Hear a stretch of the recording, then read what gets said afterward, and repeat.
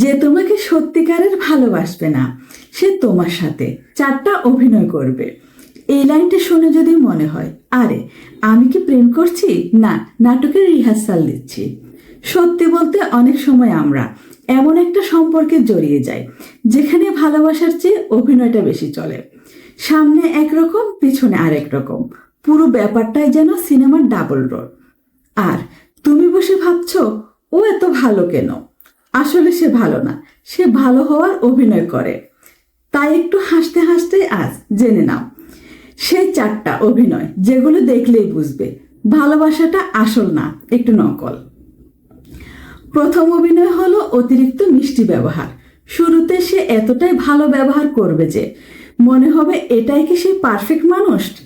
কিন্তু খেয়াল করলে দেখবে এই মিষ্টি কথাগুলো খুব ধারাবাহিক না। কখনো খুব বেশি যত্ন, আবার কখনো হঠাৎ করে দূরত্ব। এটা আসলে অভিনয়ের অংশ। দ্বিতীয় অভিনয় হলো সময় না দেওয়ার অজুহাত। সে বলবে আমি খুব ব্যস্ত, সময় পাচ্ছি না। কিন্তু মজার ব্যাপার হলো অন্য সবকিছুর জন্য তার ঠিকই সময় থাকে। সত্যিকারের ভালোবাসা হলে মানুষ ব্যস্ততার মাঝেও সময় বের করে। অজুহাত দেখানো মানে কোথাও না কোথাও অনুভূতির ঘাটতি আছে। তৃতীয় অভিনয় হচ্ছে ভবিষ্যতের বড় বড় স্বপ্ন দেখানো। আমরা এটা করব, ওটা করব। এইসব কথা শুনে যদি তুমি ভাবো সম্পর্কটা অনেক গভীরে, কিন্তু বাস্তবে সে কোনো কাজই করে না, শুধু কথায় ভবিষ্যৎ বানায়। এটা একটা ক্লাসিক অভিনয়। চতুর্থ এবং সবচেয়ে গুরুত্বপূর্ণ অভিনয় হলো অনুভূতির ভান করা। যখন তুমি কষ্ট পাও সে হয়তো অনুভূতির কথা বলবে, কিন্তু তার কাজকর্মে সেটা দেখা যাবে না।